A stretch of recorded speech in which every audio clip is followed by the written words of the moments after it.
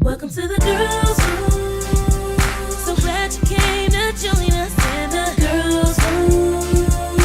Fun, fellowship, and love. The girls' room. Bring your worries and your cares. The girls' room. You won't leave the way you came. Welcome to the girls' room. So glad you came to join us in the girls' room. Fun, fellowship, and love. The girls' Hello, everyone. I'm Pastor Yolanda with Lotias, and I am excited to share in this edition of the Girls' Room with you. The Girls' Room is a judge-free zone where every woman's voice counts. We have been covering some excellent topics, and today's show is going to be just as exciting. Today we have some great information in store for our entrepreneurs. Is anyone excited about going to the next level? Yes, I'm talking about the next level in business and in their finances. Come on, let's applaud for that. Yes.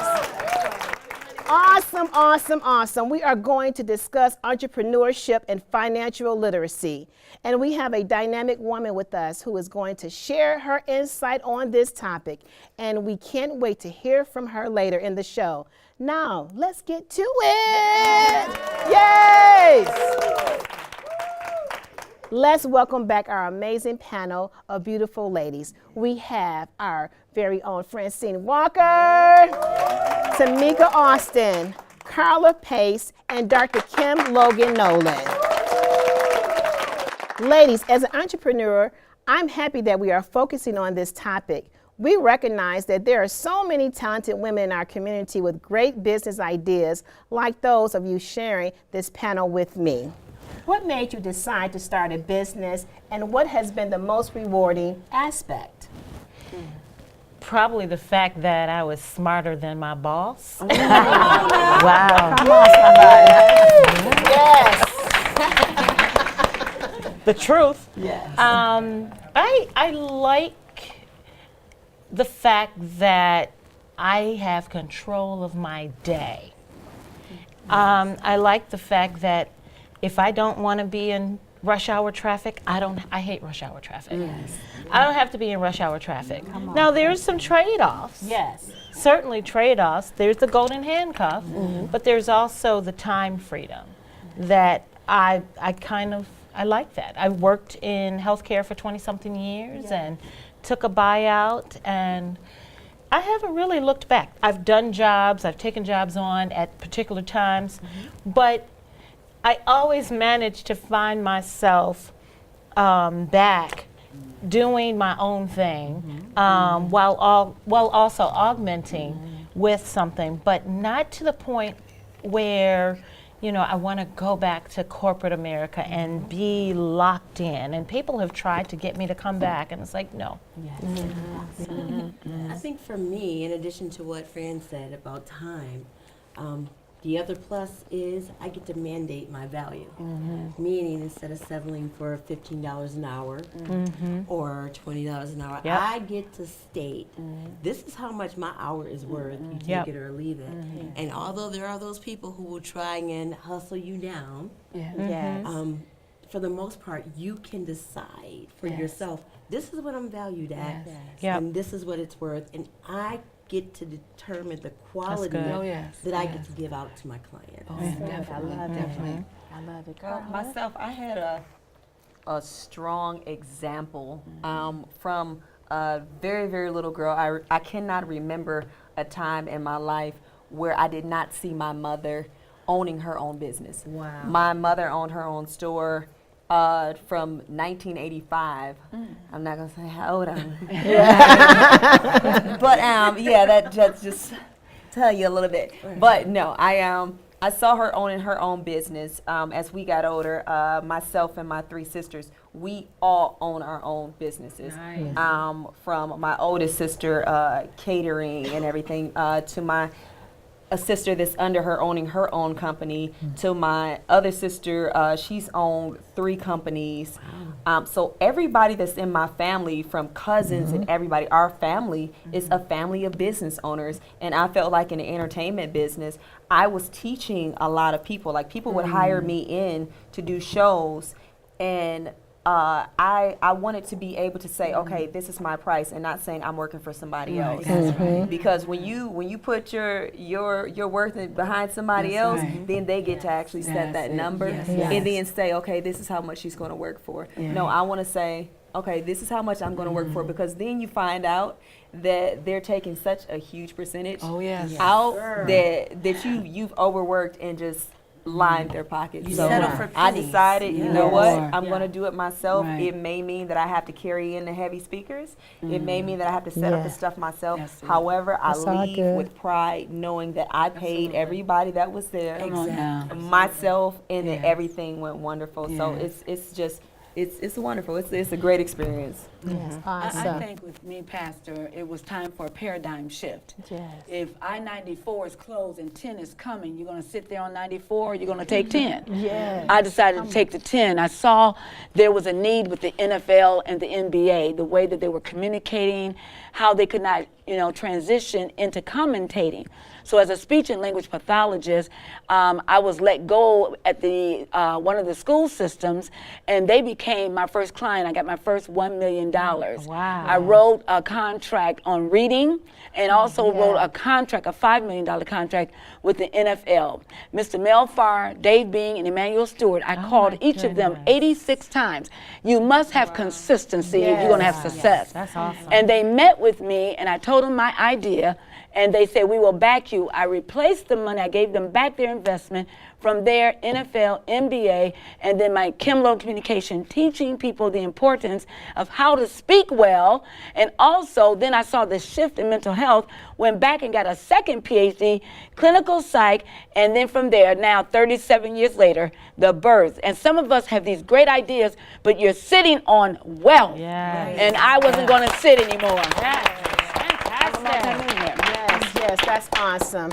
Entrepreneurship is rewarding for all the reasons we named, but we also know that running your own business or organization can be a struggle. Yes, it can. One of the key areas many entrepreneurs struggle in is financial management.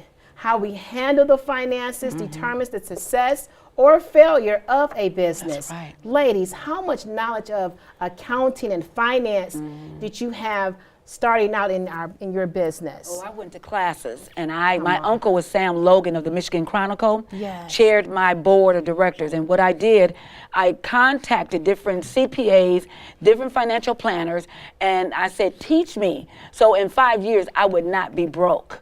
So 37 years later, I'm not broke. And my business is still flourishing. So I had to gain the knowledge. I took classes, but I listened to the wisdom and tithing. Tithing, putting God first. Come on. I was self-taught. I was a lot of me. I was self-taught, but I will say that the person that I can say contributed the most in my financial knowledge and how to build myself up and how to build my credit and everything was my best friend. Is my best friend he's been my best friend since I was 13 years old. And he said, Carla, what's your credit look like? And sometimes we need those people. Like, we need those friends that'll ask those questions that nobody else asks. And I had to start building my credit and everything and my financial stability so late in life. And I was so mad that nobody else tapped me on my shoulder and said, what's your credit look like? That's right, Yes, and keep that's that portfolio important. in order. That is so important. As an entrepreneur myself, I can say with me, growing up as an only child, my father was my example. He was a businessman, and I was raised where you're going to own your own business. You're going to, you're that person. I was like, yes, I am that person. And it's all in how just raised being in, it was important to me to know like how my credit is and how to establish a business plan. And these are some of the same things that I plant and I input into my daughters who are entrepreneurs and moving forward as well. It's so vital. It's so vital. And many times I say it's not about too. It's not about what you know, it's about who you know, and things of that magnitude as well. Just making connections with other people and being able to be voiceful and not holding back. Don't sit on your gifts. Whatever it is that you're good at, you reach out and you grab it. That's Doesn't only matter what what it an is. entrepreneur can understand when I That's say it. that. That's it. You are correct. Yes. I mean, I kind of did what you did. Yes. I didn't know Yeah. what I was doing as far as accounting, but my network knew. That's and right. so I pulled from That's that. right. Yes. Sometimes you don't know everything about everything, That's especially as an right. entrepreneur. Yes. You can't be the jack of all trades. You can have your hand in No. everything. right. You need to concentrate and stay in your lane Yes. and Have a specialize team. in what you can specialize in, That's right. and then delegate. That's right. So that you're not That's the key. overworked and overstressed, and because you have what you need right That's there in good. your network. Yes. A lot of times we're overlooking those things. That's good. That's good. excellent. That's good news. I believe it's important to help those around us. So, what advice would you give aspiring entrepreneurs? I would say get started. You don't have to, everything does not have to be perfect That's right. to get started. You're going to learn, and sometimes you might be, you'll start here and you have a failure. But you're not going to go lower. You're going to learn, but you're never going to go lower than where you started. You're just going to keep growing. So just get started good. and don't overthink it.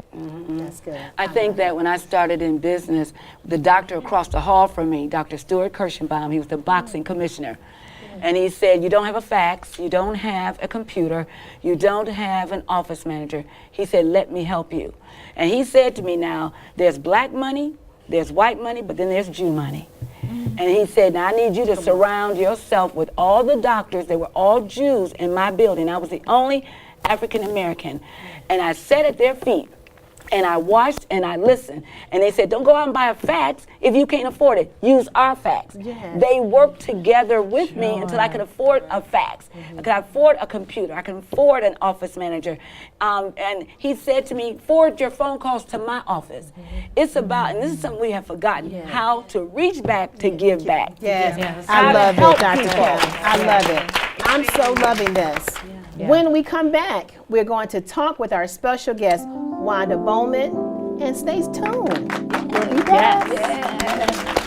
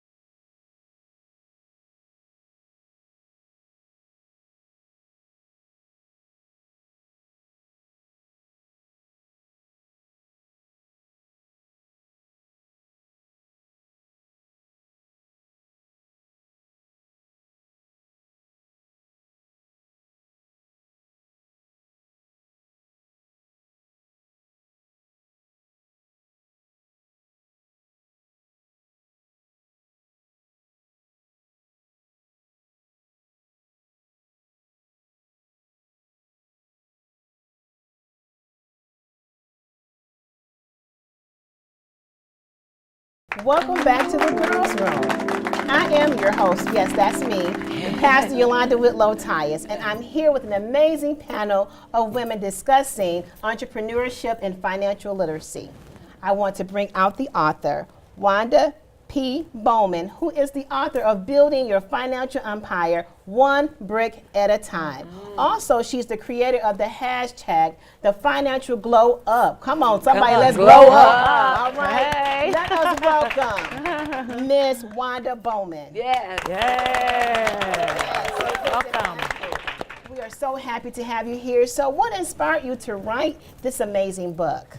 But first of all, I'd like to thank you, Pastor Tyus, for having me in this fabulous, fabulous studio for the Girls Room. Awesome. And I have enjoyed everything you said. So what really inspired me to write this book, Building Your Financial Empire One Brick at a Time, is I have 2 millennial children. And so my husband and I have been very successful in real estate. And I am an accountant, and I also am a finance director of a managed care company. I came from Blue Cross Blue Shield, and I went to another company that I'm running their finance department. But one of the things that my friends, my children's friends, they were having difficulty. They graduated from college. They were having difficulty trying to find a career that they can, be passionate about. And one of the things I said, well, I need to let them know some of the things, some of the struggles that my husband and I, Tim Bowman is my husband, and I said, let's write a book. And I decided to talk to them and interview them. What are some of the struggles you have? Yeah. And most of them have problems saving money. They live paycheck to paycheck. Yes. They make good money to get out of college, and many of them have lived in their parents' home, who were baby boomers. They were very successful, so they never had to learn how to save because they always had money in the home. Yes. Most of our kids grew up being financially secure by their parents. But when you graduate from college, how do you maintain and sustain that financial independence? So one of the things I said, let me write a book and tell them how they can conquer their fears of saving money and being financially secure.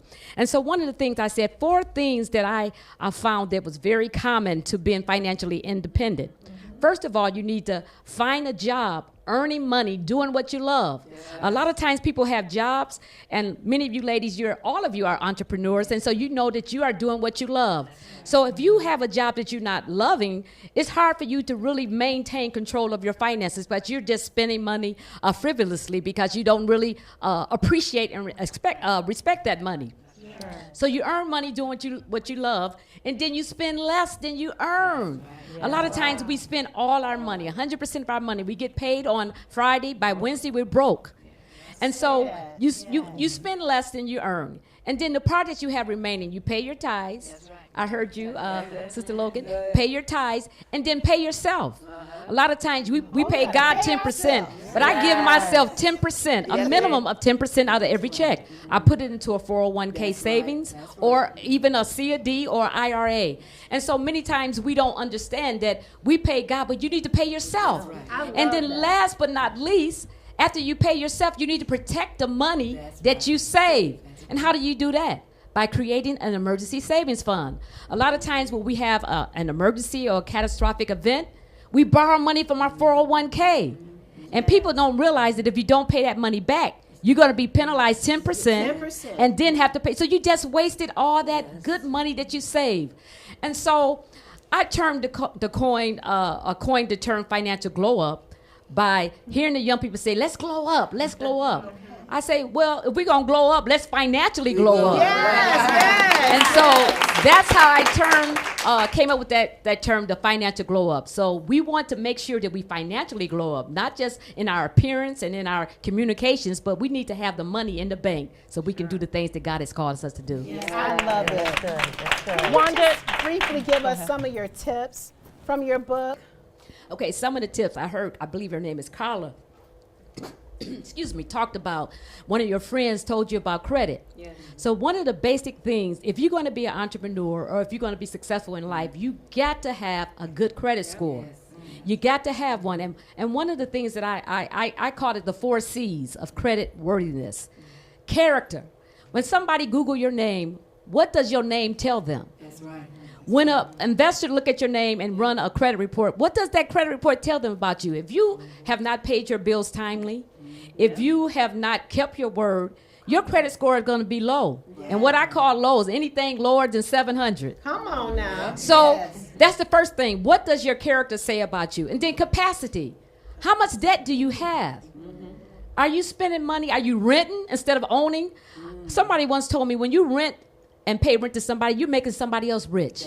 Why not have equity and earn money paying yourself so that you can tap into that equity when you need it?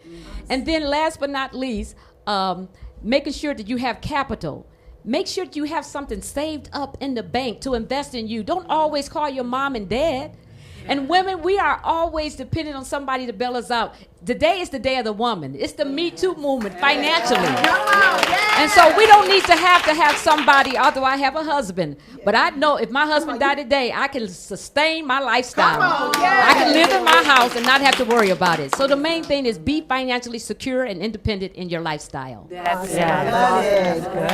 what advice would you give to entrepreneurs that are new in the game and don't understand there are peaks and there are valleys within the business cycle, and they get stuck in the valleys and may prematurely throw in the towel? How do you power through those valleys? So one of the things I want to say is I tell people who want to start off your own company, before you quit that day job, make sure, a lot of people say, I'm going to start my own business, and they walk out and say, I quit. But before you quit that day job, make sure that you have a plan. I heard one of you ladies say, you gotta have a business plan. And what I tell people, keep that side hustle. Keep that day job until you're able to financially be secure in your own entrepreneurship. And so what things I know in our business in real estate, we are gonna have lows and you're gonna have peaks and valleys. But one thing you need to do is sustain. What I heard someone tell me in church, don't doubt what God told you in the light when you go to difficult times in darkness. Don't throw in the towel. Hang on in there. Henry Ford once said, if I lost everything that I own today, he had the biggest automobile industry in America. But he said, if I lost everything that I own today, I can build it back again because I have the ability in my head to recreate it. So one thing, if you're going to start a business, make sure that you tap into your knowledge. Make sure you're the subject matter expert in your field. You need to be the SME. If you're the SME, when you have those valleys, you can pick it back up and build back, be on top of the mountain. That's true. I love it. That's good news. Yes. I'm loving this great insight. We are going to have more when we return. Don't go anywhere.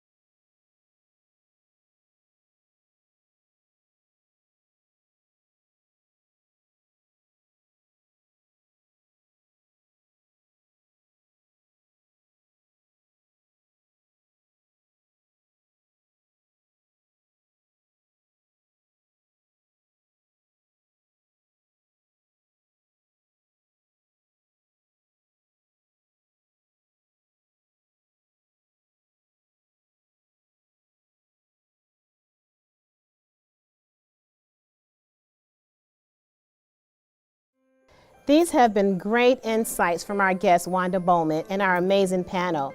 I believe that no matter what stage of business you're in, I'm sure there is something that you can take away from today's show.